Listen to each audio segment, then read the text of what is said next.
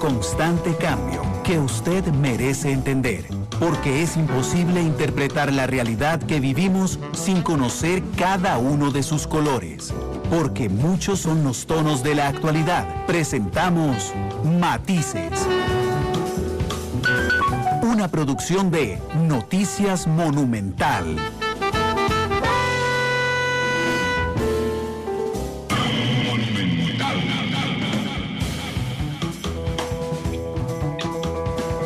La radio de Costa Rica, son las 2 de la tarde con 2 minutos. ¿Qué tal? Muy buenas tardes, bienvenidos a Matices, este programa de Radio Monumental, que es una producción del Departamento de Noticias, en el que analizamos los temas que son noticia en Costa Rica y en el mundo. Muchísimas gracias por estar con nosotros. Don Vladimir de la Cruz, un destacado historiador nacional, amigo de la casa, me acompaña esta tarde en el programa. Don Vladimir, ¿cómo le va? Bienvenido. Muy bien, Randall, mucho gusto estar aquí con usted y con sus queridos radio-televidentes, o, no sé, o virtualmente, no sé cómo se dirá. Con audiencia, con audiencia. Con audiencia, por supuesto, Radio Monumental, que es en todo el país. ¿Cómo le va? ¿Todo bien? Sí, señor, aquí cuidándonos, aquí somos de alto riesgo. ¿Verdad? Sí, lo sé, pero bueno, qué dicha que cuidándose nos puede seguir dando el placer de seguir conversando con usted, don Vladimir. ¿Por qué don Vladimir de la Cruz está hoy conmigo? Bueno, porque hay una fecha que yo y don Vladimir siempre nos hemos quejado, don Vladimir y yo, perdón, siempre nos hemos quejado de que está prácticamente en el olvido absoluto, tanto que se le puso una fecha encima, y es la fundación de la República de Costa Rica. El lunes es el cumpleaños de Costa Rica, el cumpleaños de la República de Costa Rica, cuando Costa Rica nació como país, como tal, y resulta que no hay acto cívico, no es feriado tampoco. Se le puso la celebración del Día del Negro, que es muy importante, pero se le puso encima al día. Eso lo ha opacado en los últimos años, y yo quiero empezar por esa aparente contradicción. ¿Por qué es así, don Vladimir? ¿Por qué nunca se le dio pelota a la fundación de la República de Costa Rica?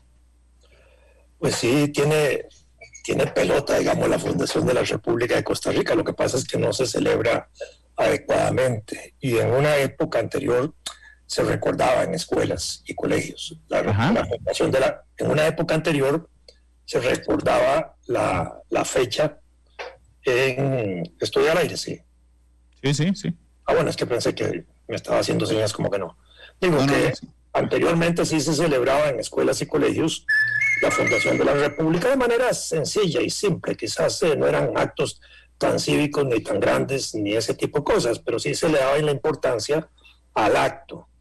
Esto obviamente junto con la celebración del Día de la República, 31 de agosto, que es cuando le da el ejecútense el doctor José María Castro Madrid a la ley del Congreso que declara la fundación de la República, es cuando a partir de ese momento, digamos, hacemos surgir lo que llamamos la República de Costa Rica. Antes existía el Estado. Posteriormente a eso le agregaron el día de la celebración de las municipalidades o del municipalismo nacional. ¿Por qué? Porque en esos meses anteriores al 31 de agosto se mueven las municipalidades gestionando ante el Congreso y ante el Ejecutivo Nacional la separación de la República Federal y la promulgación de la República. Entonces ahí hay un movimiento del cual yo ahora le puedo dar fechas y ese tipo de cosas para que entendamos que sí hubo un movimiento muy importante y que finalmente eso es recogido por el Congreso y por el doctor José María Castro Madrid para salir nosotros de manera definitiva de la República Federal Centroamericana y establecer la República de Costa Rica, que nos daba un espacio muchísimo más grande de relaciones internacionales, de firmar tratados comerciales, en fin, una gran cantidad de cosas. A eso se sumó posteriormente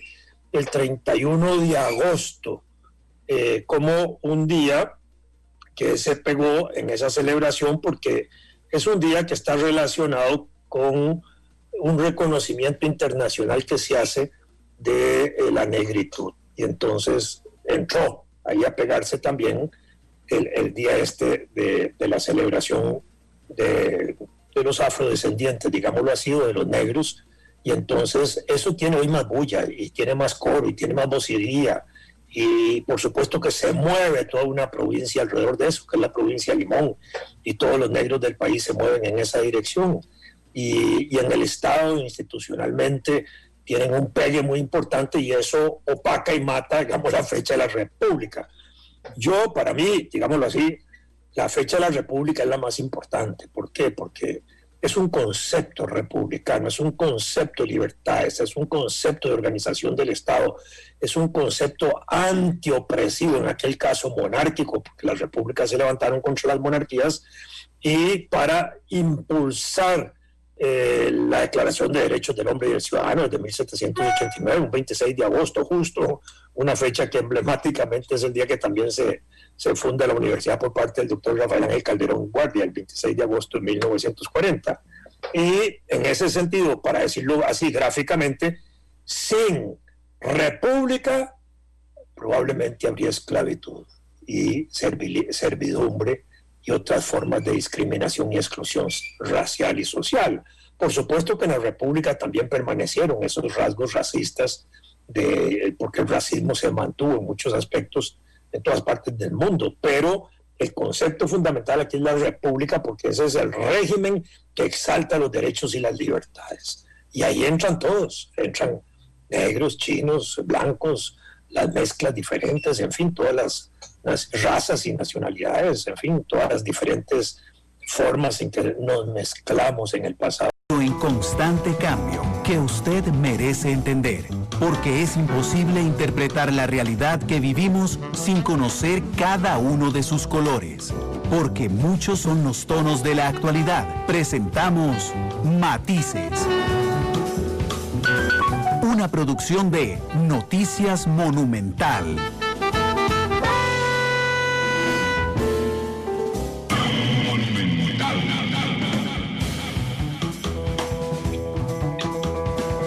La radio de Costa Rica, son las 2 de la tarde con 2 minutos. ¿Qué tal? Muy buenas tardes, bienvenidos a Matices, este programa de Radio Monumental, que es una producción del Departamento de Noticias, en el que analizamos los temas que son noticia en Costa Rica y en el mundo. Muchísimas gracias por estar con nosotros. Don Vladimir de la Cruz, un destacado historiador nacional, amigo de la casa, me acompaña esta tarde en el programa. Don Vladimir, ¿cómo le va? Bienvenido.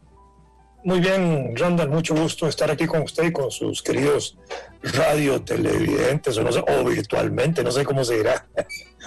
Para con audiencia, con audiencia. Con audiencia, por supuesto, Radio Monumental, que es en todo el país. ¿Cómo le va? ¿Todo bien? Sí, señor, aquí cuidándonos, aquí somos de alto riesgo.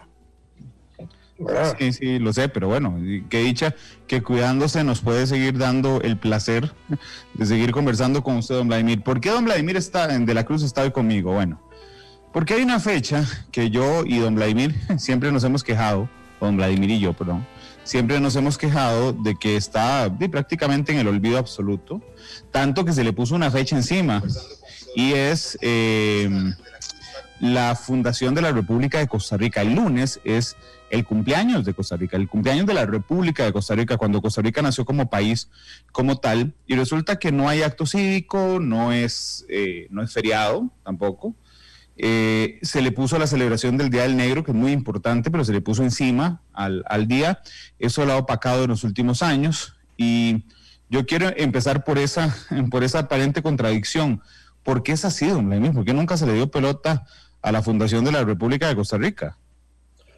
Pues sí, tiene pelota, digamos, la fundación de la República de Costa Rica. Lo que pasa es que no se celebra adecuadamente. Y en una época anterior se recordaba en escuelas y colegios. La fundación en una época anterior se recordaba la fecha en... ¿Estoy al aire? Sí.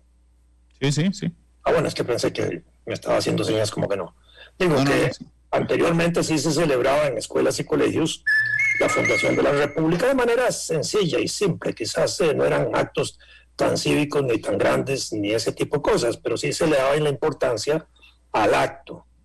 Esto obviamente junto con la celebración del Día de la República, 31 de agosto, que es cuando le da el ejecútense del doctor José María Castro Madrid a la ley del Congreso que declara la fundación de la República, es cuando a partir de ese momento, digamos, hacemos surgir lo que llamamos la República de Costa Rica. Antes existía el Estado. Posteriormente a eso le agregaron el día de la celebración de las municipalidades o del municipalismo nacional. ¿Por qué? Porque en esos meses anteriores al 31 de agosto se mueven las municipalidades gestionando ante el Congreso y ante el Ejecutivo Nacional la separación de la República Federal y la promulgación de la República. Entonces ahí hay un movimiento del cual yo ahora le puedo dar fechas y ese tipo de cosas para que entendamos que sí hubo un movimiento muy importante y que finalmente eso es recogido por el Congreso y por el doctor José María Castro Madrid para salir nosotros de manera definitiva de la República Federal Centroamericana y establecer la República de Costa Rica, que nos daba un espacio muchísimo más grande de relaciones internacionales, de firmar tratados comerciales, en fin, una gran cantidad de cosas. A eso se sumó posteriormente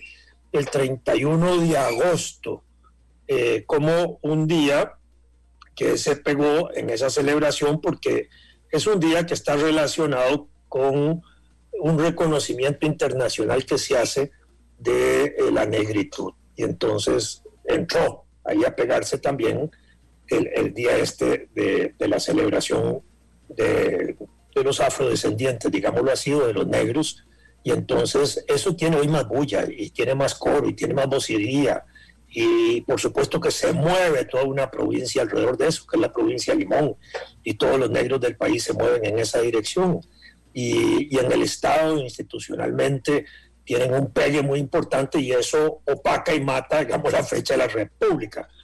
Yo, para mí, digámoslo así, la fecha de la República es la más importante. ¿Por qué? Porque es un concepto republicano, es un concepto de libertades, es un concepto de organización del Estado, es un concepto antiopresivo, en aquel caso monárquico, porque las repúblicas se levantaron contra las monarquías, y para impulsar la Declaración de Derechos del Hombre y del Ciudadano de 1789, un 26 de agosto, justo una fecha que emblemáticamente es el día que también se funda la universidad por parte del doctor Rafael Ángel Calderón Guardia, el 26 de agosto de 1940.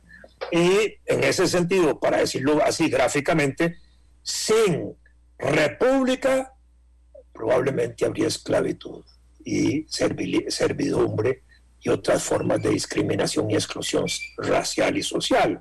Por supuesto que en la República también permanecieron esos rasgos racistas, porque el racismo se mantuvo en muchos aspectos en todas partes del mundo, pero el concepto fundamental aquí es la República, porque ese es el régimen que exalta los derechos y las libertades. Y ahí entran todos, entran negros, chinos, blancos, las mezclas diferentes, en fin, todas las razas y nacionalidades, en fin, todas las diferentes formas en que nos mezclamos en el pasado, pues ahí entramos. Pero sin república no podríamos estar exaltando también la libertad o la, digamos, a la negritud y a los negros de nuestro país. Don Vladimir, permítame saludar a la gente que nos está haciendo el reporte de sintonía esta tarde, a Mario Orocú, a Juan Colmenares, a Rosy Miranda, a Oscar Mario Soto, saludos desde Alajuela, dice que estuvo perdido, pero bueno, que dicha que regresó, Ana Isabel Álvarez, Gustavo Martín Fernández, Mariela y Viviana Navarro, que dice que le encantan los programas con usted, Oscar Mario Soto, que dice que él desconocía completamente esa fecha, Oscar Segura, que dice que vamos a aprender mucho, Carlos Muñoz nos saluda desde Washington, Mariano Rodríguez también nos reporta, y son parte de las personas que nos están escribiendo. Álvarez Hernán, pero bueno, mucha gente ahí está con nosotros, Dani Sánchez en Heredia, Randall Mora, muchas gracias además por estar con nosotros esta tarde. Don Vladimir, cuando se firma la fundación de la República en 1848, el 31 de agosto, le pregunto, ¿es algo tan sin gracia, digamos, como fue aquí el día que se firmó que cambiábamos la Constitución y éramos a partir de ahora una república multicultural, es decir, que es muy importante en el fondo, pero que pasó sin ton ni son en la ciudadanía general, o sí fue una fecha importante, digamos, ese 31 de agosto de 1848, hombre Emir? Sí, sí lo fue. Aclara eso nada más para decirle que el 31 de agosto, como Día Internacional, viene desde 1920 y fue el resultado de reuniones que se hicieron en Estados Unidos, una convención internacional en aquellos años que se reunió en el Madison Square Garden. Y ahí incluso se hizo una declaración sobre derechos de los negros. Y a partir de allí se estableció eso. Y en Costa Rica, ese 31 de agosto, originalmente se celebró como el Día del Negro. Y fue una gestión que impulsó el Sindicato de Educadores Costarricenses en el gobierno de Rodrigo Carazo. Eso para decir que desde ahí más o menos viene celebrándose eso. Quizás tal vez para entender, digamos, esta parte del cambio de Estado a República, digamos brevemente lo siguiente, es decir, con la independencia, obviamente, antes de la independencia nosotros pertenecíamos a la Capitanía General de Guatemala o al Reino de Guatemala, que era el reino colonial. Con la independencia rompimos ese vínculo colonial, igual que Centroamérica, no solo el 15 de septiembre que lo declara Guatemala, sino por el impulso que eso tiene para el resto de la región, y cada estado o cada parte que formaba el conjunto de la capitanía, pues fueron declarando su independencia entre el 21 de septiembre de Salvador y nosotros el 29 de octubre.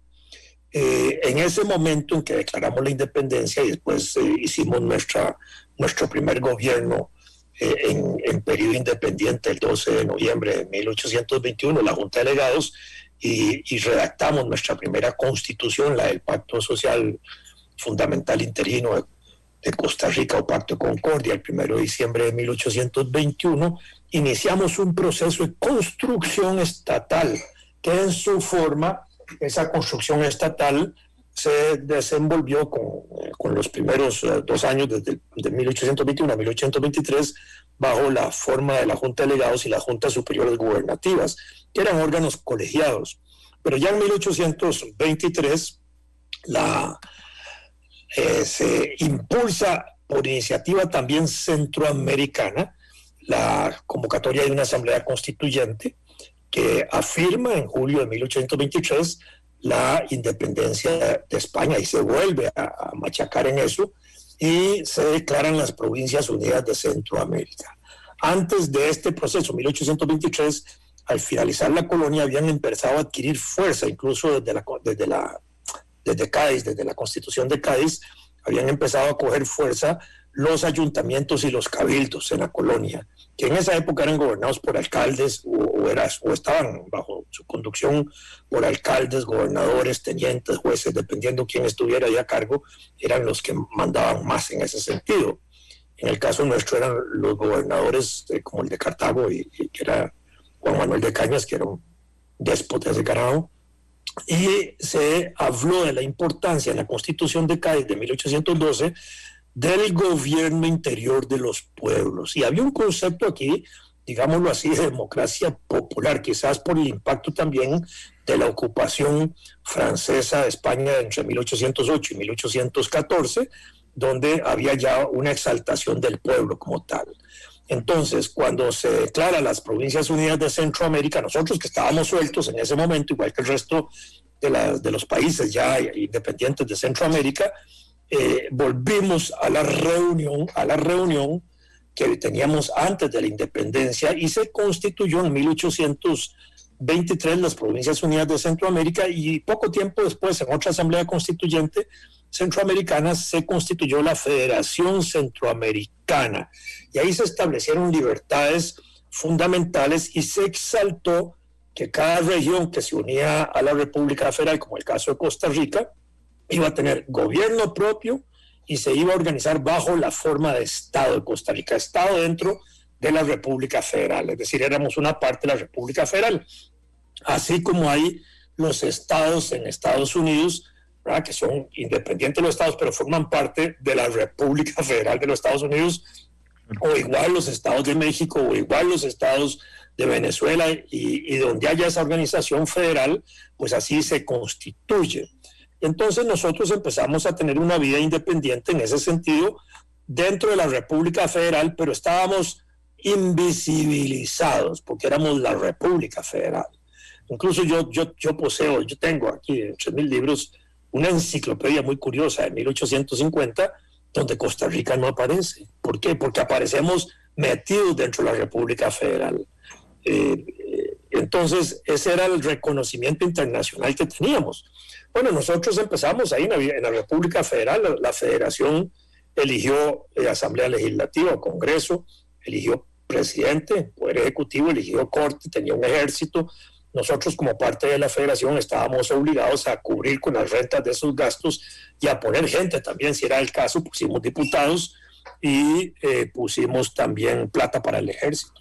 Pero al mismo tiempo nosotros estábamos muy largo de Guatemala, donde estaba la cabeza de la Federación en ese momento, y en el escenario centroamericano empezaron a darse muchas luchas internas dentro de los propios países y a nivel de la lucha política alrededor de la Federación, con dos bandos políticos muy importantes que eran los liberales y los conservadores. Y incluso se producen conflictos entre el gobierno de Guatemala y el gobierno de la Federación, porque ahí estaban los dos gobiernos, el gobierno local y el gobierno centroamericano. Como pasa en los Estados Unidos, que el gobierno federal... Está pasando exactamente ahora, a propósito de la pandemia y de las decisiones que se toman en la Casa Blanca respecto a los estados y a las gobernaciones y a las alcaldías incluso, ¿verdad? Es absolutamente correcto eso que usted señala. Entonces, entre 1824 y 1842, en la región, mire, se produce tal nivel de conflictos que se estima que hubo alrededor de 143 conflictos, incluso de carácter militar, ahí en la región. Okay. En tan poco tiempo. 7,000 muertos en ese periodo, sí, en tan poco tiempo.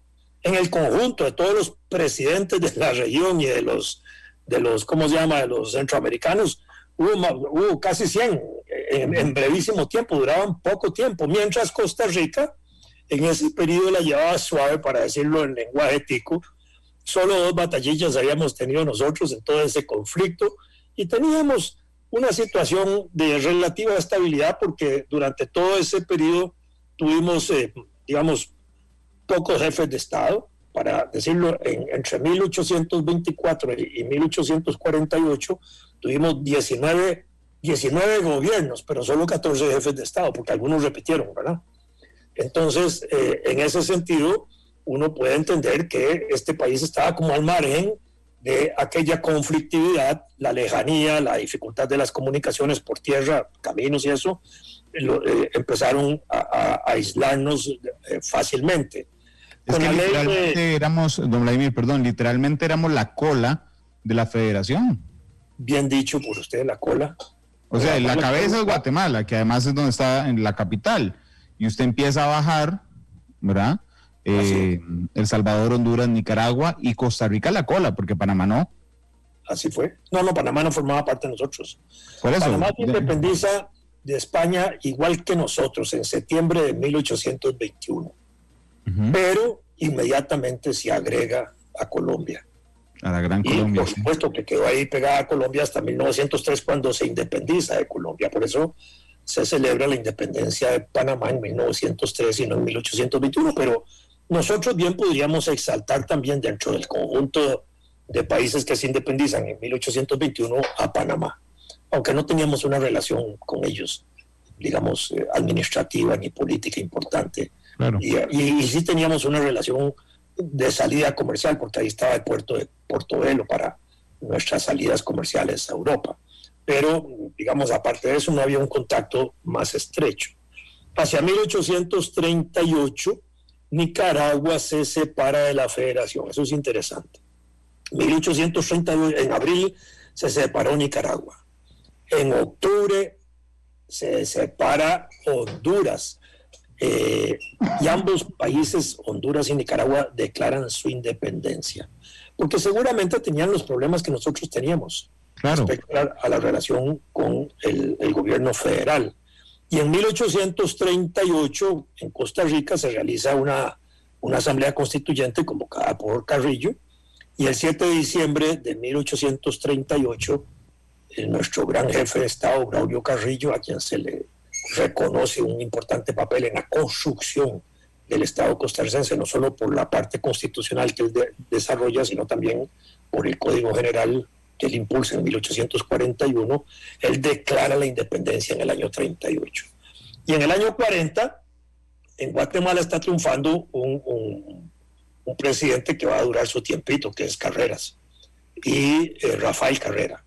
Y en 1840, frente al gobierno de Guatemala y frente a la crisis que estaba sufriendo la Federación, Francisco de Morazán, que había sido presidente de la Federación, intenta volver a reunir a los países centroamericanos. Y hacia 1842, Morazán es traído a Costa Rica por los enemigos de Carrillo, porque no les gustaba Carrillo, porque ahí Carrillo estaba haciendo un montón de leyes liberales, estaba poniéndole algunos frenos a la iglesia, había establecido hasta una norma para poder disolver el matrimonio, casi un divorcio, en fin, había hecho cosas verdaderamente importantes que molestaban a algunos sectores, y en ese sentido quienes creían que podían votar a Carrillo impulsan la traída de Morazán. En esa época había un sentimiento muy centroamericanista en toda la región.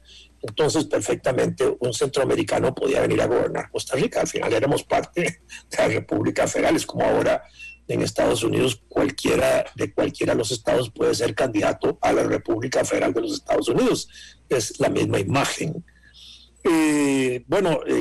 Morazán llega aquí en abril de 1842, el ejército de Costa Rica se mueve con Vicente Villaseñor al frente, que era de origen salvadoreño, era morazanista, de alguna manera era federalista, es decir, creía en Unión Centroamericana, y ahí en Alajuela, en lo que se llama la zona esa del Pacto del Jocote, como se le conoce el lugar, ahí hicieron un pacto Morazán y Villaseñor, y Carrillo sin ejército que lo defendiera, y tuvo que dejar el gobierno, y así entró en abril a Costa Rica Francisco Morazán.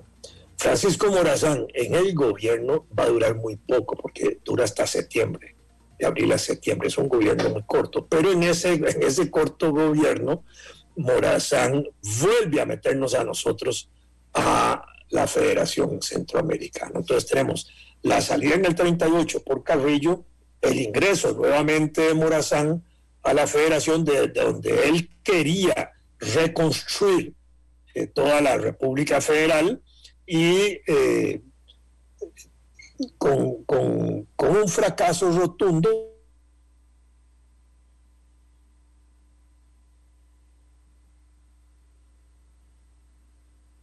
Un líder como él en Centroamérica que lo reivindicara. Entonces nosotros entramos en un periodo de breves gobiernos entre 1842 y 1847. Ahí estuvo el gobierno de José María Alfaro, después de Francisco María Oriamuno, de Rafael Moya, de José Rafael de Gallegos, después volvió a entrar José María Alfaro, y luego entra José María Castro Madrid. Don Vladimir, pero discúlpeme porque no quiero perderme los detalles. Vamos a ver, en 1838, cuando Braulio Carrillo es el jefe de Estado, sí, y si uno se imagina de frente el mapa de Centroamérica y de la entonces Federación Centroamericana, se da cuenta que al independizarse Nicaragua quedamos nosotros colgados, ¿verdad? No tenemos conexión terrestre con la Federación. Después Honduras, que es el país que está al norte de Nicaragua, quedamos todavía más aislados. Digamos que la medida lógica a tomar era de independizarse también, porque ni siquiera podíamos llegar, si no era por barco, a nuestra capital en ese entonces, que era Guatemala. Pero en ese espacio, digamos, entre el 38 y el 42, y ahorita quiero que hablemos más de Morazán, pero entre el 38 y el 42, ¿qué éramos? Porque no éramos una república, seguimos siendo un estado independiente. El Estado de Costa Rica, que formaba parte todavía formalmente de la República Federal. Solo que, porque que se salga Nicaragua y se salga Honduras entre abril y octubre del año 38, no quería decir que la República se había disuelto.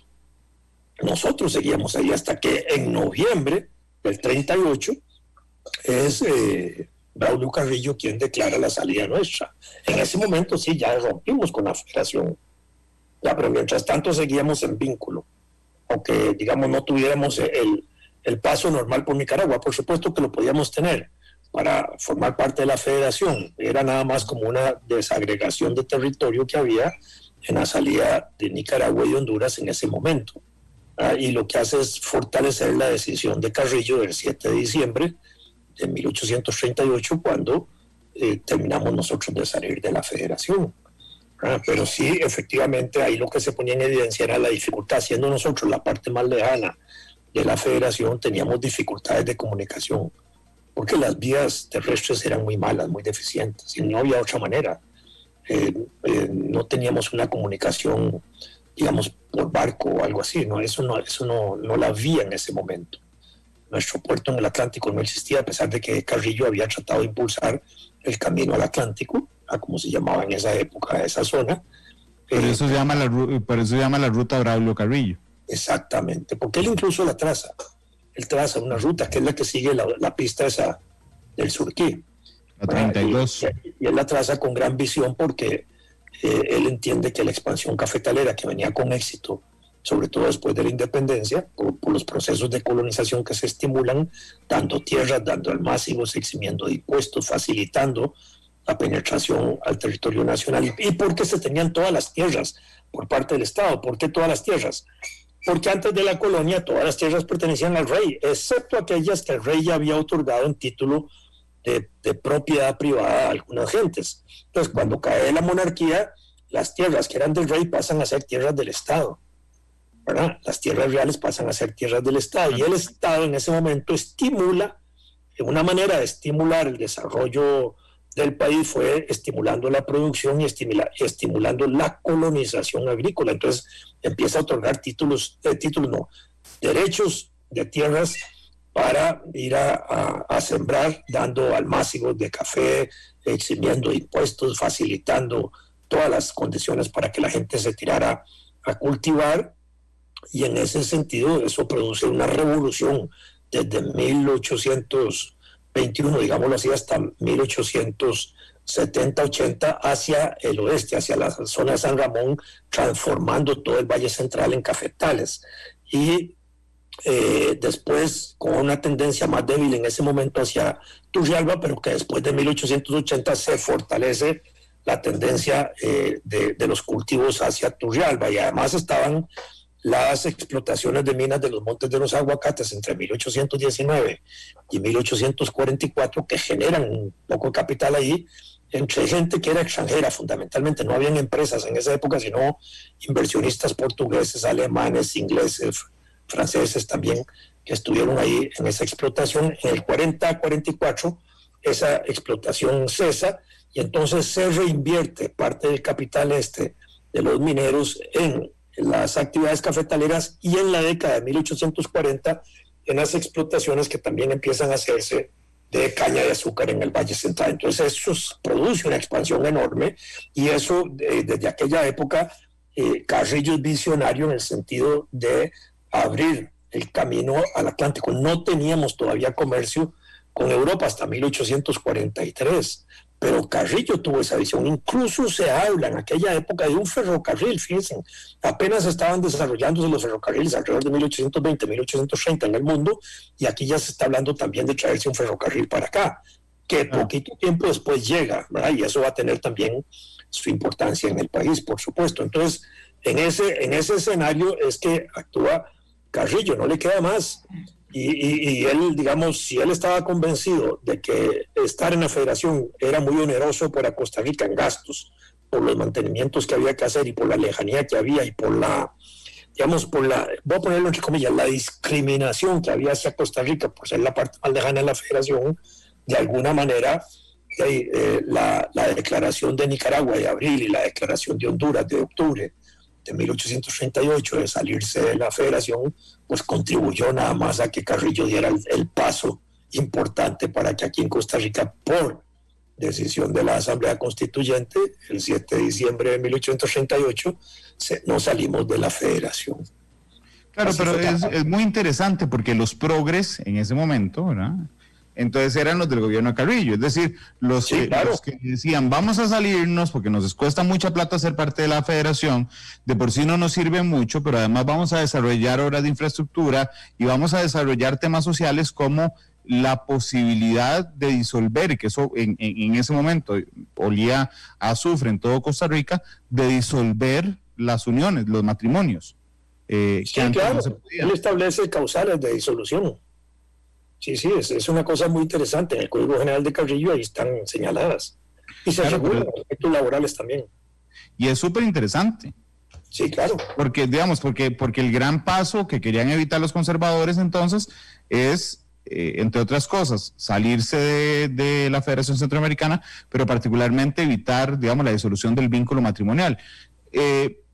Y aparece Morazán en el mapa costarricense, pero nos podría hablar más de Morazán, porque es una figura exaltada a lo largo de Centroamérica. Tenemos el parque que lleva su nombre aquí en San José, pero venía, digamos, podría que exista mucha gente que no estuviera de acuerdo con Morazán, ¿no, Vladimir? Por supuesto.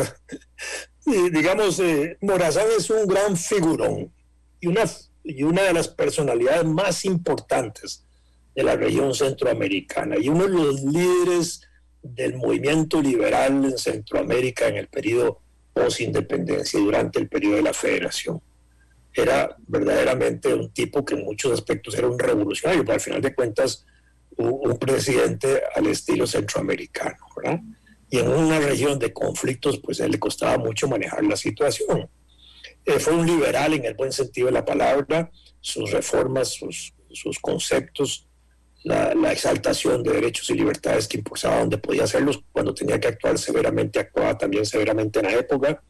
Eso creó, digamos, un sentimiento unionista, centroamericanista, que todavía tenemos muchos, digamos, en el sentido de valorar la importancia del unionismo centroamericano. Todavía a principios del siglo XX se desarrollaron partidos en Centroamérica unionistas centroamericanos que exaltaban la figura sobre todo de Morazán, entre ellos un gran costarricense, Vicente Sáenz, que formó parte de ese partido centroamericano unionista, ¿verdad? Hasta 1898, digamos hasta 1900, todavía un poquito más, hasta principios del siglo XX, ese sentimiento unionista centroamericano borraba nuestras fronteras desde el punto de vista de las diferencias de nacionalidad.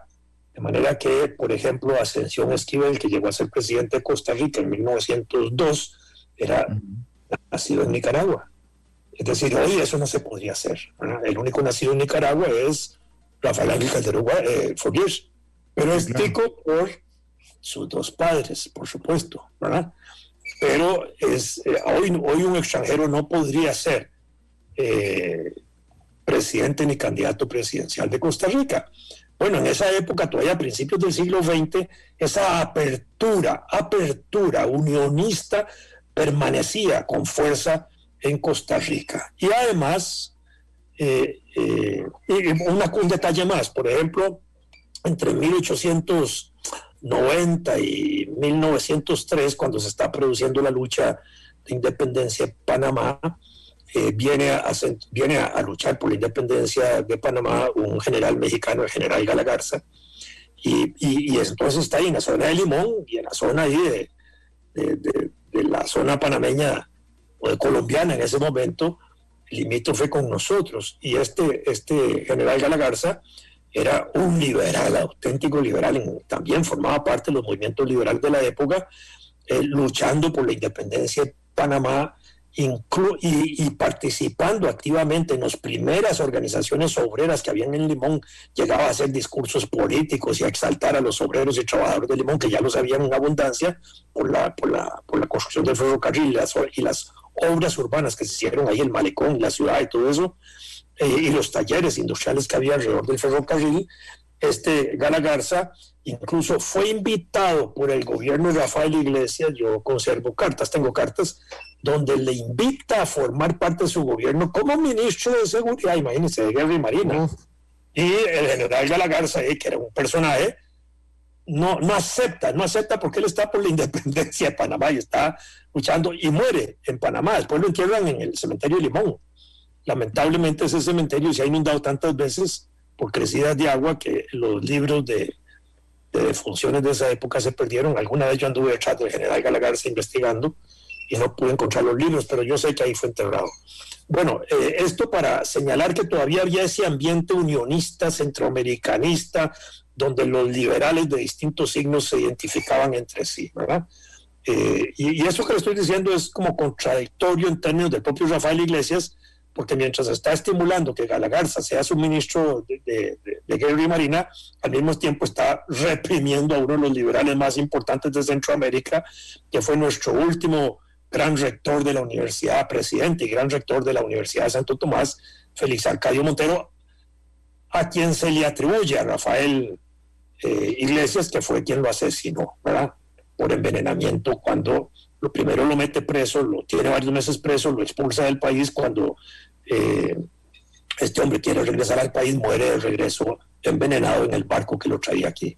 En 1913, en la campaña electoral de 1913, cuando está participando Rafael Iglesias otra vez de candidato contra el doctor Carlos Durán y contra Máximo Fernández, los hijos de Félix Arcadio, Alejandro y el otro, ahorita no me acuerdo, Montero, denuncian con hojas públicas, con hojas impresas, que Rafael Iglesias fue el autor intelectual del crimen de Félix Arcadio Montero, cosa que Félix Arcadio nunca desmintió, ni mucho menos, Rafael Iglesias tampoco se tomó el tiempo para desmentir eso, pero sí fue acusado en ese sentido. Y era entonces otro liberal, entonces defendía a un liberal y por otro lado mataba a un liberal interno, para decirlo gráficamente. Esa es parte de las contradicciones políticas, así es la vida.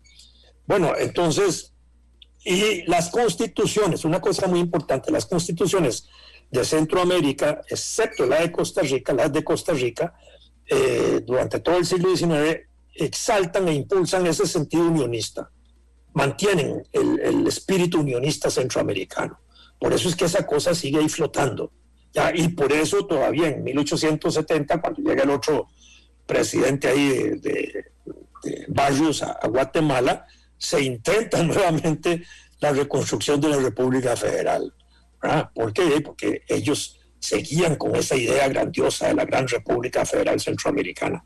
Solo nosotros no, nosotros habíamos salido con Carrillo, y con Carrillo ya se había metido una estaca bien pegada en el país y en el corazón de la patria para no volver a la República Federal.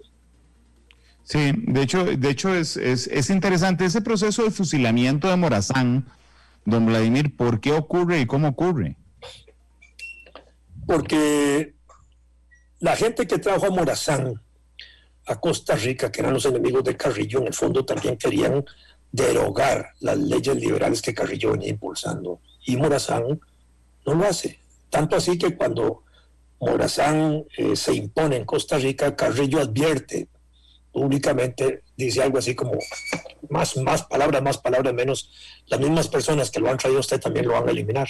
¿Ah? ¿Por qué? Porque Carrillo sabía que él y Morazán eran liberales y que Morazán no iba a derogar las cosas liberales que se venían haciendo en Costa Rica. Él quería profundizar eso y desarrollar desde aquí su proyecto otra vez de República Federal, y eso chocaba con la misma gente que lo había traído.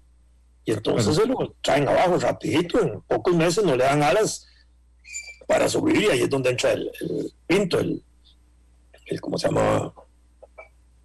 El militar Pinto que termina derrocando a Morazán, lo hace salir de San José y lo agarran ahí camino a Cartago y se lo traen aquí para fusilarlo, ahí en el Parque Central. Y a Villaseñor también lo fusilan. A Villaseñor lo consideran un traidor, que había sido parte del ejército nuestro, entonces lo fusilan por la espalda.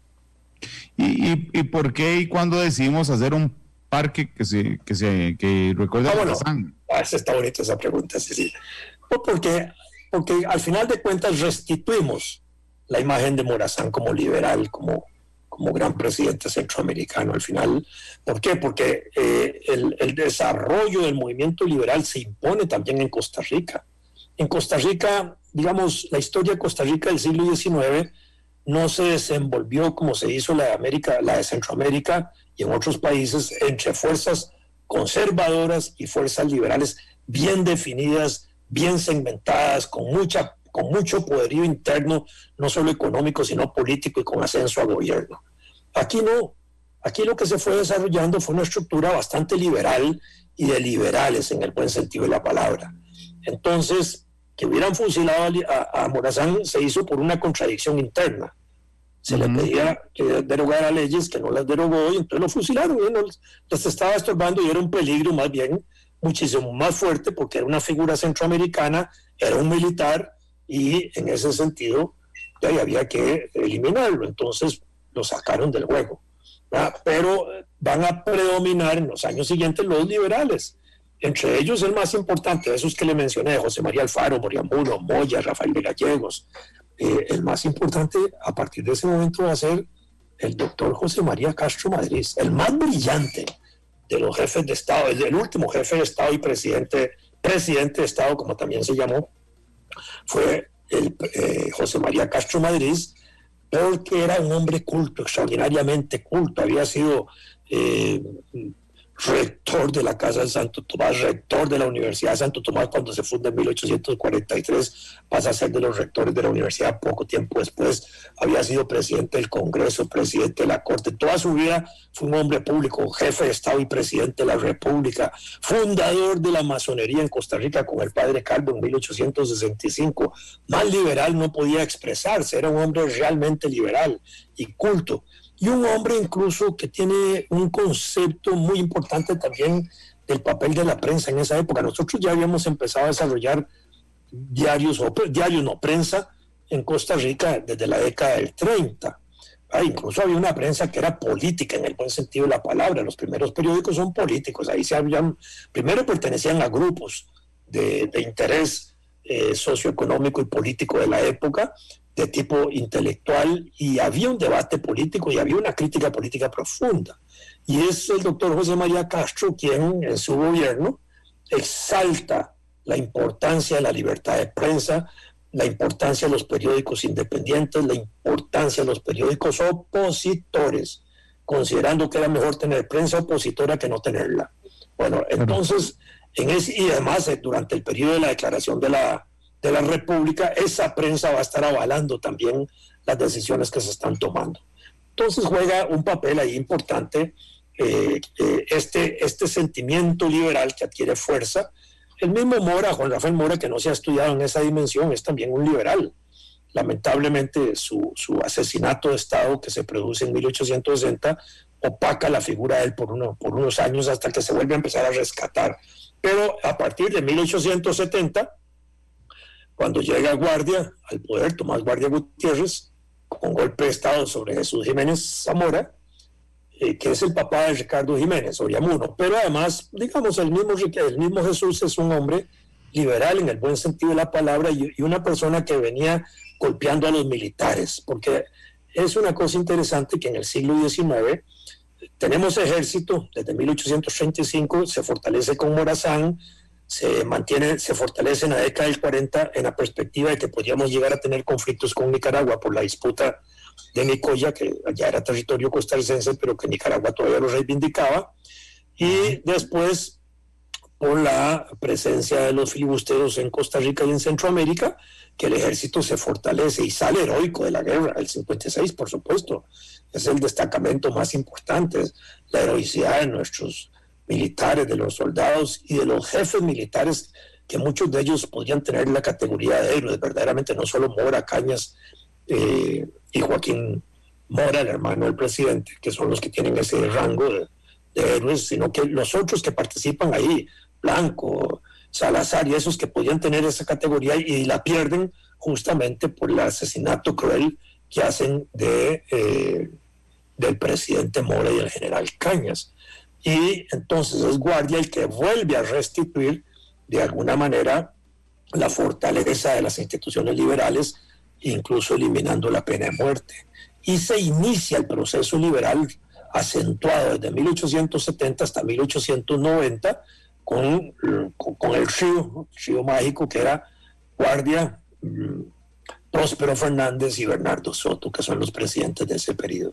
Y eso le da una fortaleza al Estado liberal, pero es una fortaleza en que nosotros ya no estamos dispuestos a estar en Centroamérica, porque incluso Me parece que fue bajo el periodo de guardia que se produce el conflicto con Guatemala cuando el presidente de Guatemala, Barrios, intenta, digamos, volver a reconstruir la república y casi que se produce una guerra con Guatemala al punto que nosotros tuvimos que adquirir incluso barcos de guerra y se desarrolló en categoría militar el almirantazgo de Marina incluso para poder desarrollar eso.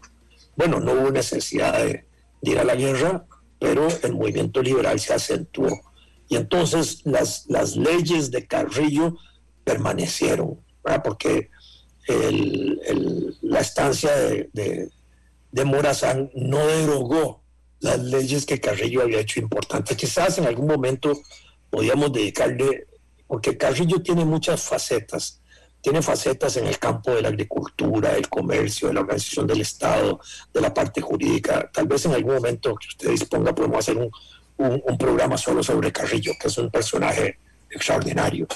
Y entender también al propio Morazán. Entonces, Morazán se rescata como parte de ese espíritu unionista, centroamericanista, liberal, porque eso había estado ahí. Nosotros no nos metimos en esa cola, pero se había exaltado y de alguna manera se le reconoció a Morazán también ese papel de gran presidente de Centroamérica en el periodo de la República. No se le reconoce tanto la parte interna nuestra porque no tuvo capacidad de gobierno importante ni de proyección, pero por eso es que se le exalta, se le reconoce y en Costa Rica, digamos, hay gente que es morazanista. Yo de alguna manera simpatizo en muchas cosas con la figura de Morazán, pero esta es otra figura, este es otro programa, solo Morazán, ¿verdad? Pero no es que lo estoy comprometiendo a hacerlos, pero son figurones en el país muy importantes. Claro. No, pero lo entiendo perfectamente. Pero hablemos de José María Castro Madrid. ¿Cómo en un momento en el que hay tal ardor político, donde se dan fusilamientos, donde se entregan, aparece un maestro siendo el último jefe de Estado y el primer presidente? ¿Qué pasó, don Vladimir? Él era un hombre que estaba rodeado de personas también cultas, muy importantes. Y entonces, en ese sentido, eso es fundamental.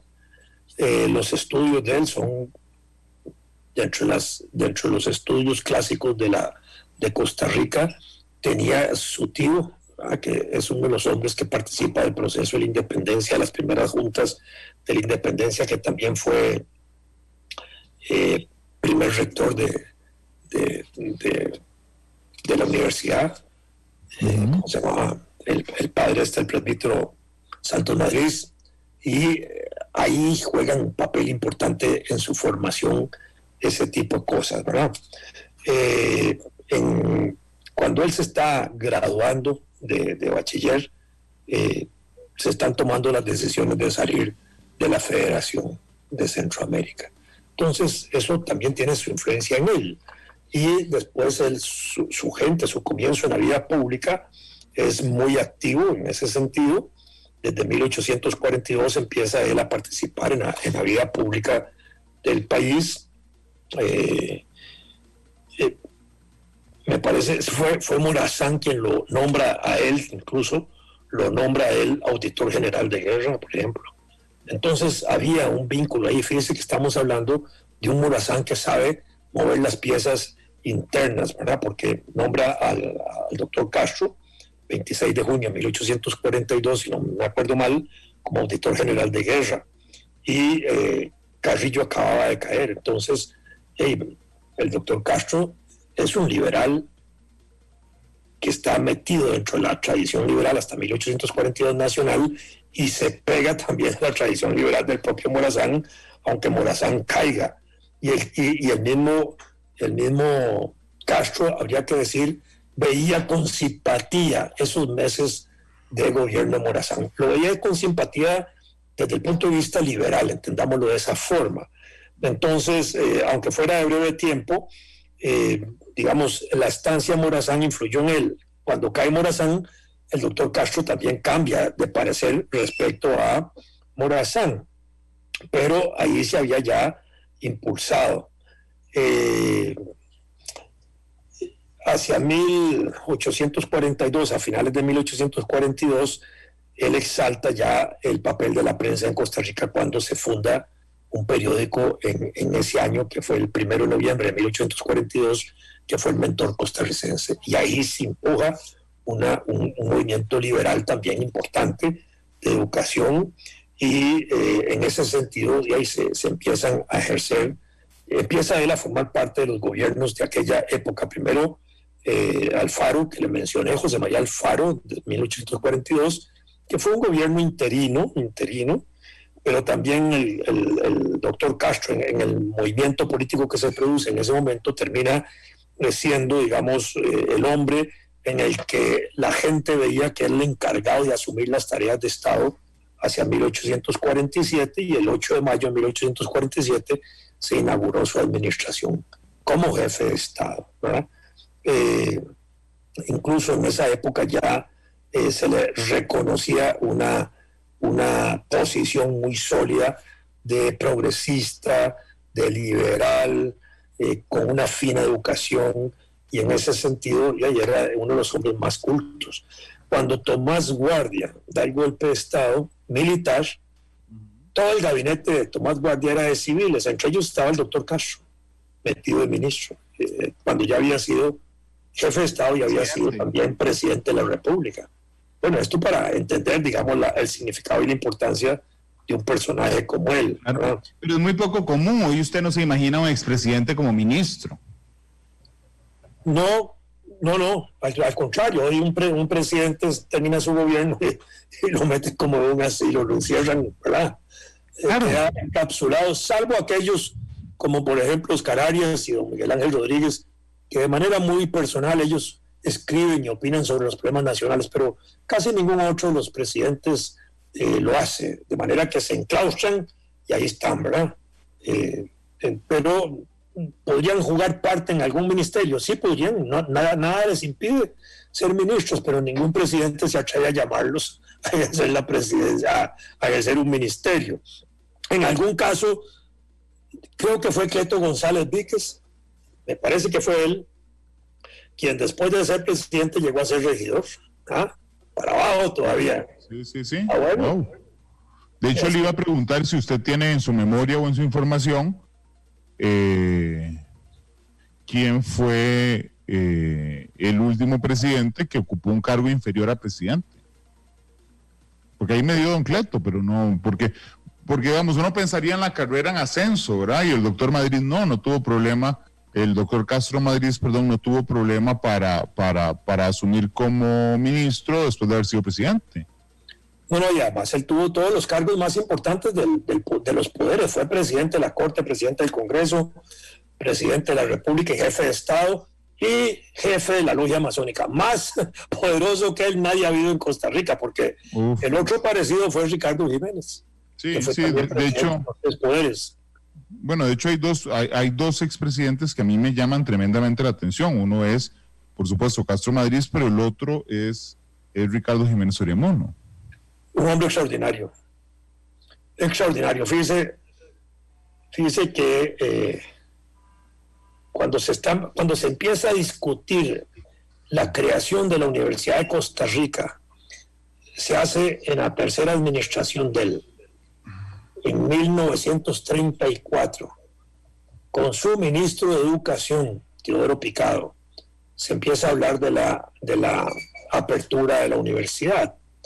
Y en esos días del 34 se propone, dentro de ese concepto de apertura de la universidad, que el ministro de Educación sea miembro del Consejo Universitario.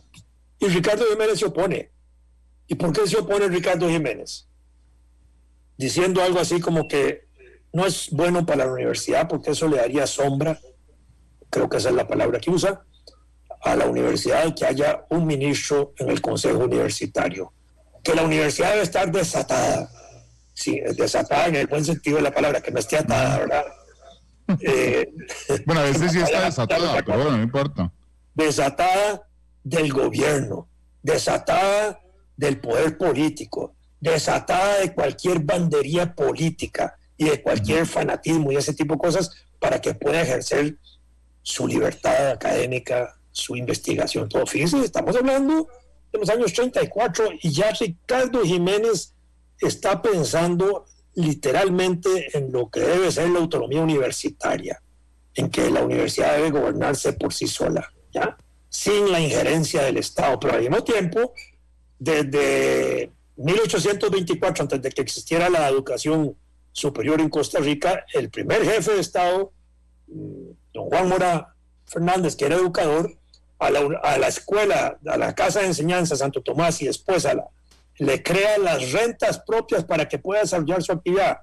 Y en la época del 40, cuando se funda la universidad, vuelven a insistir en darle rentas propias a la universidad, que es ahora la gran discusión.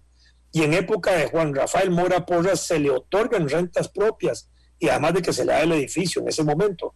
Y en ese momento también, en época de Juan Rafael Mora, se le da un carácter pontificio a la universidad, se le cubre con un manto religioso ahí por el pacto que se hace con el Vaticano, las relaciones diplomáticas, el concordato y el desarrollo del primer obispado. Y por eso, de nuevo, cuando vuelve a abrirse la universidad, ahora le voy a poner otro extremo, Rafael Ángel Calderón Guardia y Luis Demetrio Tinoco se oponen a que en el concepto de abrir la universidad nuevamente se vincule como una proyección de la Universidad de Santo Tomás. Y no se trata de reabrir la Universidad de Santo Tomás, que era una universidad pontificia, sino de crear una nueva universidad para que no tenga ese manto pontificio que la podría dañar. Fíjese qué importante, siendo Rafael Ángel Calderón Guardia y el propio Luis Demetrio Tinoco personajes de una tradición católica conservadora, y sin embargo tienen principios liberales muy importantes respecto al surgimiento de la nueva universidad, y se crea como nueva universidad, por supuesto que sí, y sin el carácter pontificio que se le había otorgado a la otra. Claro, de hecho es muy interesante y es una etapa donde realmente el fervor político es muy fuerte. A mí me sigue llamando la atención cómo se da esa cadena de situaciones tan rápidas, es decir, viene la independencia, ¿verdad?, que no la esperábamos como tal, se pega con la fundación de la Federación Centroamericana, viene la independencia de Nicaragua, la independencia de Honduras, viene Braulio Carrillo, nos salimos de la Federación Centroamericana, aparece Morazán, después la detención de Morazán, y después aparece el fusilamiento de Morazán, la fundación de la República en 1848, y solo 8 años después, la campaña nacional.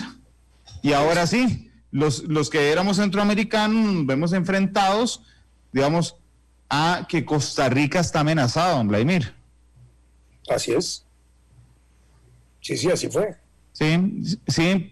¿Habrá otro momento en nuestra historia en que los acontecimientos políticos se dieron con tanta rapidez?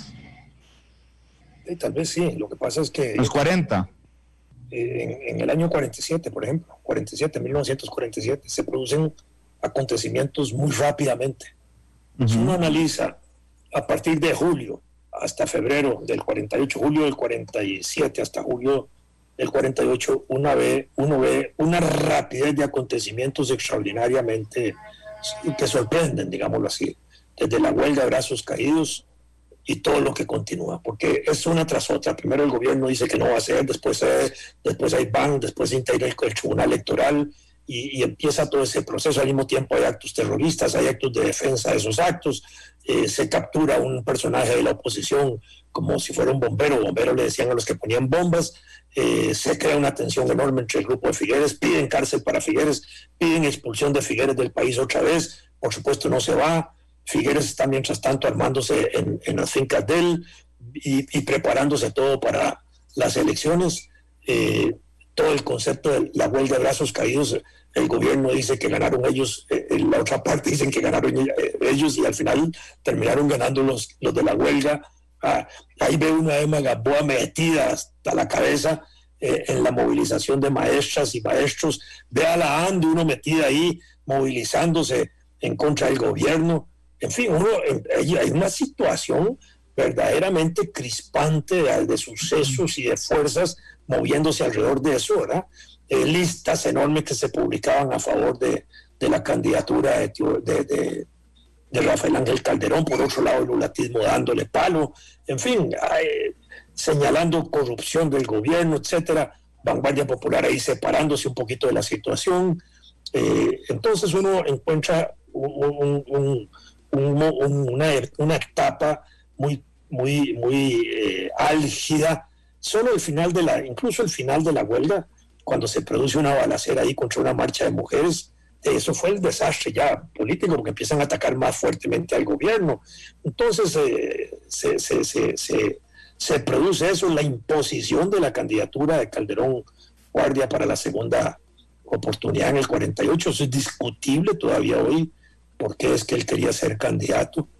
Los comunistas no estaban de acuerdo con una segunda reelección de Rafael Ángel Calderón, y eso se resuelve en la casa de José Albertazzi Avendaño y Alicia Albertazzi, en una reunión entre Manuel Mora, Rafael Ángel Calderón y José Albertazzi Avendaño. ¿Cómo se definió esa candidatura del año 48? Y los claro. Se pararon en ese momento. Ese es un periodo álgido. En otro momento, digamos que uno podría verlo así, pero no tiene esa presión pública. Podría ser un periodo de junio del año 43, cuando surge de pronto una alianza entre comunistas católicos, la Iglesia Católica y el gobierno de la República. El Partido Comunista cambia nombre, el Partido Comunista sacrifica uno de los representantes suyos en la Caja Costarricense del Seguro Social para que entre un representante de la Iglesia, que fue Benjamín Núñez. El partido acepta la creación de una nueva central sindical, la Confederación de Trabajadores Rerum Novarum, y ahí viene una nueva situación política que pone en tensión al país en ese año 43, que culmina en el año 43 con el pacto, ahora sí, político electoral, porque del pacto de las garantías sociales de junio del 43 y la aprobación de las garantías sociales en esos días con vigencia a partir de 1943, 15 de septiembre, que Rafael Ángel Calderón dijo que era el día de la segunda independencia, ese pacto de las garantías sociales y el Código de Trabajo conduce a un pacto electoral más profundo, que es la coalición del Bloque de la Victoria, donde se fusionan el Partido Comunista, ya llamado Vanguardia Popular, y el partido de gobierno, para una sola plancha de candidatos en el año 44 para impulsar la candidatura de Teodoro. Durante ese periodo de la alianza, en algunas ocasiones, Manuel Mora, que era diputado desde 1934 hasta 1948, fue también jefe parlamentario de los republicanos. Fíjense qué interesante. Es decir, claro, era una persona joven, porque él entra al Congreso en el 34 en el 34 con 24 años, me parece. 25 años tenía, del 9 al 34, 25 años, digamos.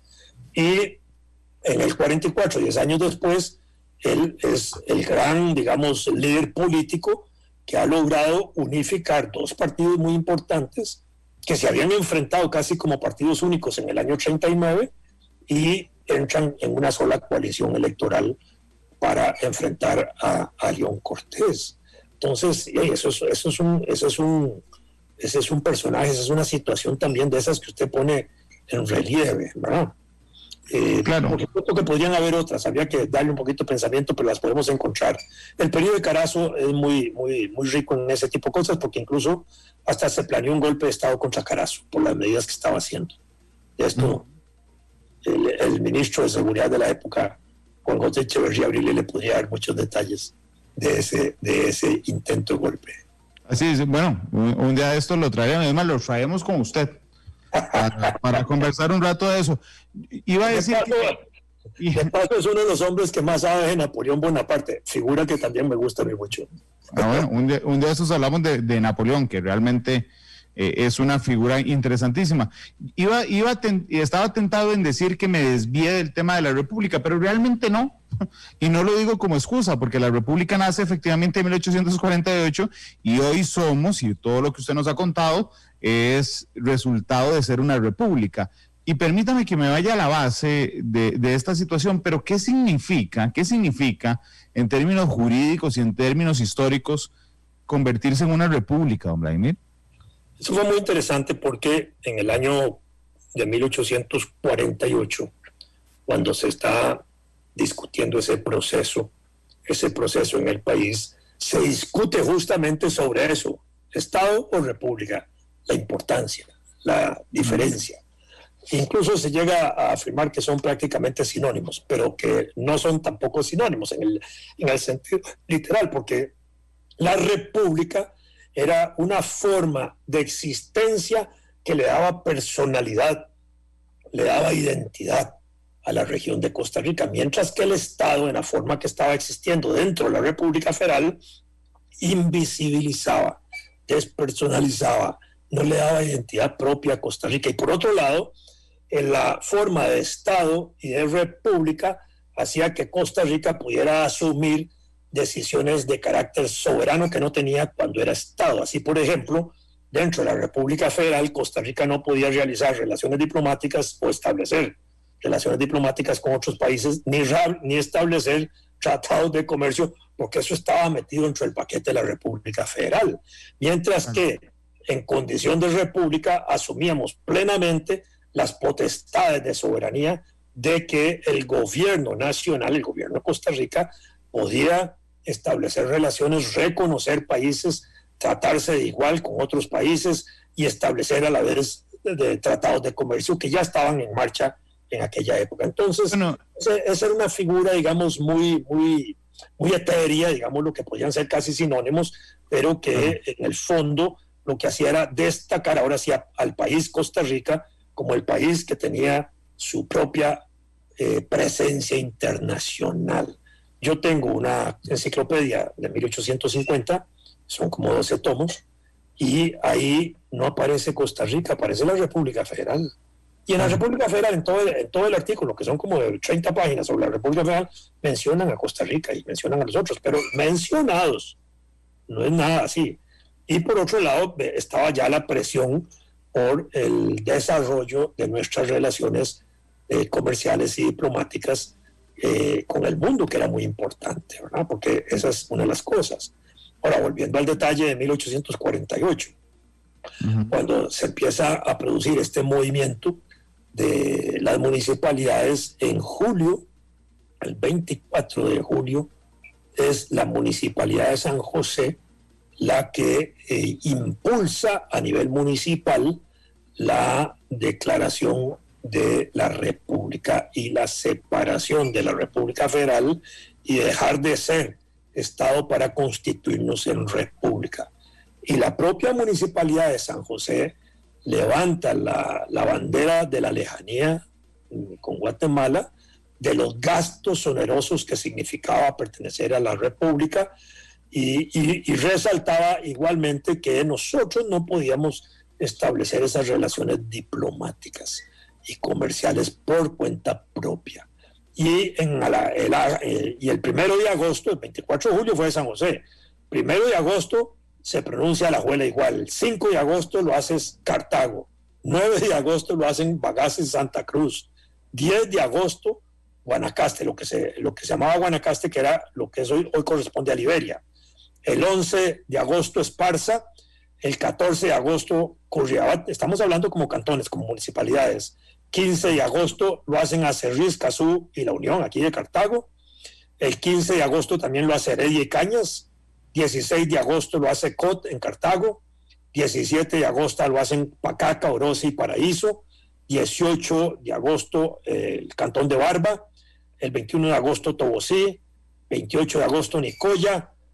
Y ese movimiento municipal tan poderoso entra al Congreso de la República, que ya estaba en parte conociendo de estos asuntos, y el 29 y 30 de agosto el Congreso, en comisión del Congreso, hacen una comisión del Congreso y prácticamente en 2 días resolvieron, porque el 30 de agosto el Congreso se pronuncia por declarar el Estado de Costa Rica, que se llamará República de Costa Rica, así lo señala el acuerdo del 30 de agosto, digamos ya promulgado el 31 por el Congreso, y el 31 de agosto se lo pasan a José María Castro Madrid, que declara la fundación de la República.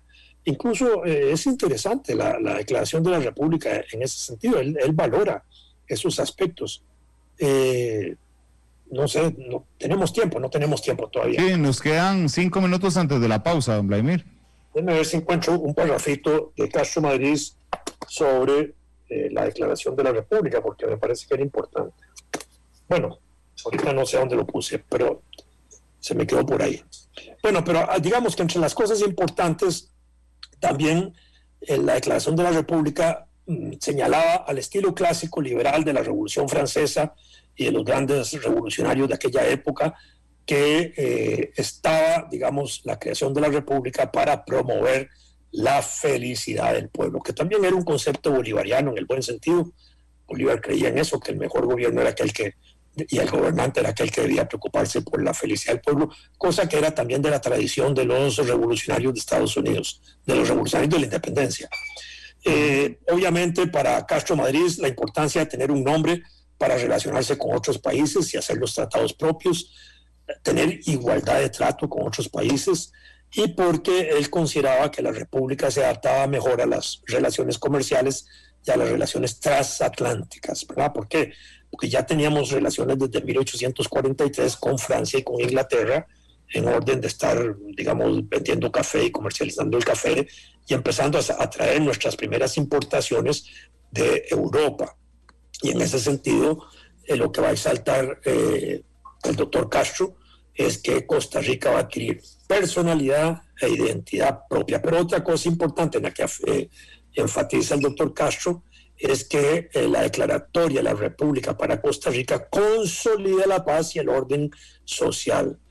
Y entonces dice, la frasecita que tenía, cimentar los hábitos de obediencia a las leyes, profesar el infatigable dogma de la industria y el trabajo, y decirle no a las guerras y a las revoluciones. Entonces fíjese que hasta uno podía ver aquí, en esta declaración del doctor Castro, una raíz de nuestra política de paz, para decirlo de esa manera, ¿verdad? Desde aquella época. En el acto en que se declara la República de Costa Rica, también se toma la decisión de dividir el territorio nacional en provincias, cantones y los llamados distritos parroquiales. En esa época teníamos los departamentos. Así como se produce en el Congreso y un poco en el ambiente político la discusión de qué es Estado y qué es República y por qué una y por qué la otra y por qué es mejor la República que el Estado, igualmente se produce una discusión sobre si deberíamos mantener los departamentos como división administrativa o avanzar hacia las provincias. Y es interesante porque entonces se hace una comparación en esas discusiones con los debates que hay a nivel internacional y en otros países donde han establecido provincias y estados, ¿verdad? En ese sentido, para señalar la importancia de eso frente a los departamentos, que eran como un concepto regional no tan poderoso como podía ser la provincia. Y ahí empieza eso. Y por otro lado, porque inmediatamente de la declaratoria de la República se empieza fuertemente a tener relaciones internacionales con Francia, con Inglaterra, con Estados Unidos.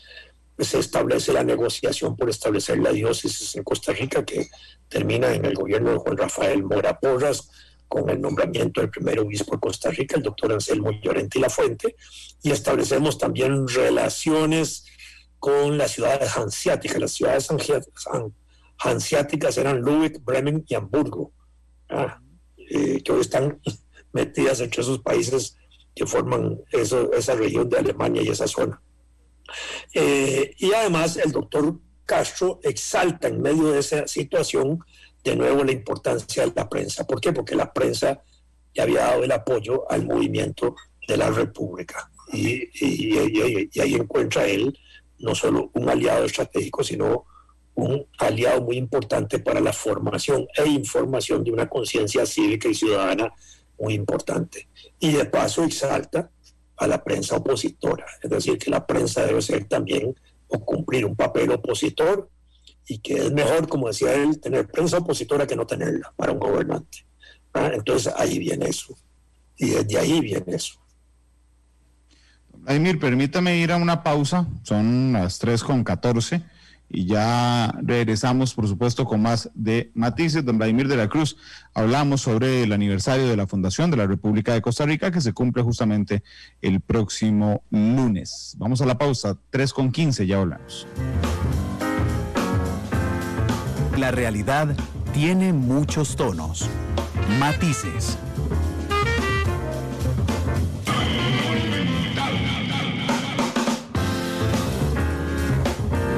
La radio de Costa Rica son las 3 de la tarde con 20 minutos. Ahí me cambié de cámara porque en la otra se me fue la cámara. Así es que, don Vladimir, recordemos, por favor, nos quedan apenas 3 minutos de programa.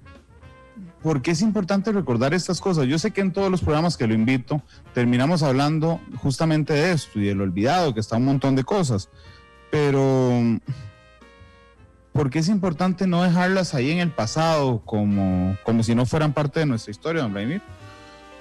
Porque hay que recuperar, digamos, un sentimiento, voy a usar una palabra, de amor por la historia patria, por reconocernos en ese pasado, por valorarlo en lo positivo que tiene, por valorar, digamos, las cosas que podríamos considerar negativas para no volverlas a hacer, pero valorando lo positivo, ver cómo mejoramos más. Yo pienso que nos falta un culto por la historia, un culto por el estudio de los personajes históricos, un culto por el conocimiento de los hechos que son como hitos, que son como marcas importantes del desarrollo de la historia patria. Y me parece que lo que usted hace, Randall, y por eso yo le colaboro con tanto entusiasmo, es escuela ciudadana, escuela cívica. Es una cosa muy importante, porque le llevamos a la población, digamos, algunos elementos de conceptos históricos, digamos, fragmentos de la historia patria, que tal vez les ayuden a valorar mejor nuestro pasado para entender mejor nuestro presente y quizás soñar con un mejor futuro, porque eso es al final lo importante. Yo creo que ese es el valor de estos programas que usted generosamente impulsa, digamos, para fortalecer esa educación ciudadana. Ahora, si usted me lo permite, pues aquí quedan como, ¿cuántos minutos? 2, 3. 3 minutos. Es que el régimen, digamos, el Congreso de la República, el doctor Castro, lo declaró fundador de la República en su tiempo posteriormente a eso. Y al declarar que yo también le dan el título de fundador de la República, que es una cosa importante. Después, en el tiempo posterior, en 1976, el cuarto Congreso de Municipalidades empezó a plantear el Día del Régimen Municipal. Y la Liga de Municipalidades, el 19 de julio de 1977, se monta también en eso, y el presidente Daniel Hubert es el que declara el 31 de agosto como Día del Régimen Municipal, y obliga a que en todos los cantones se hagan actividades. A propósito de esto, ningún cantón tiene preparado nada en relación al régimen municipal o al Día de las Municipalidades, ¿verdad? ¿Por qué? Bueno, porque no lo hacen, pero podrían hacer actos oficiales en los salones de las municipalidades, o convocar a mesas redondas o a conferencias o cosas así. Y nada más decir que después de la República, o antes de la República, durante el periodo del Estado, nosotros tuvimos 19 gobiernos en esos 24 años, desde el 24 al 48, con 14 jefes de Estado, algunos que se repitieron. Después vino el periodo de 1848 hasta 1948, que es lo que podríamos llamar la Primera República. Nunca se le ha dado ese título, ¿verdad? Durante ese periodo nosotros hemos tenido 49 gobiernos con 28 presidentes, que igualmente algunos de ellos se repitieron. Juan Rafael Mora, Ricardo Jiménez, Cleto González, Rafael Iglesias. Entonces eso reduce esto. Esa república que va desde 1848 a 1948 la podríamos hasta subdividir en periodos de estudio. Lo que es el periodo del 48 al 70, que es la época de los filibusteros y la crisis posterior al fusilamiento del presidente Mora. La República de 1870 a 1890, que es la República liberal por excelencia, donde se hacen las grandes reformas y los grandes códigos de tipo jurídico, que algunos de ellos llegan hasta nuestros días, como el Código Civil, que es de 1888 y que sigue siendo el actual.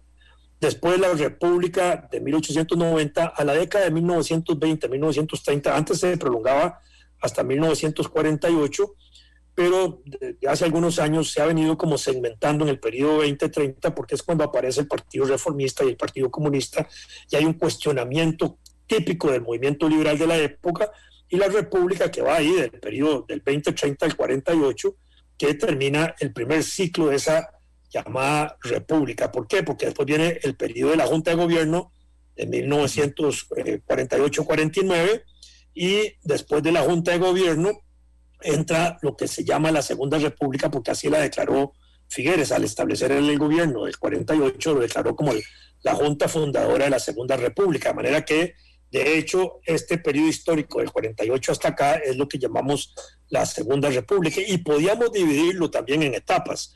El periodo del 48 al 78, que es cuando se fortalece todo el Estado Social de Derecho de Costa Rica, el Estado grande, las grandes instituciones, todo ese tipo, el desarrollo de la reforma social del doctor Calderón Guardia. El 78-90, desde Carazo lo ubico yo, cuando empieza a desestructurarse ese Estado Social de Derecho y empiezan a privatizarse las instituciones que eran del Estado, empezando por CODESA, que eliminó 20 y pico de instituciones de un solo tiro. Y porque es el periodo en que inician en el gobierno Luis Alberto Monge los planes de ajuste estructural, que se marcan muy bien los tres en ese periodo, aunque son de proyección posterior, y por el ambiente de la guerra en Centroamérica y el Tratado de Paz que culmina en esa década. Y el último periodo, que sería el periodo de 1990 al 2020, para decirlo hasta ahora, que es el que se caracteriza por los tratados de libre comercio. Eso puesto en esa estructura. Por supuesto que es un periodo de ejercicio electoral muy rico, un periodo desde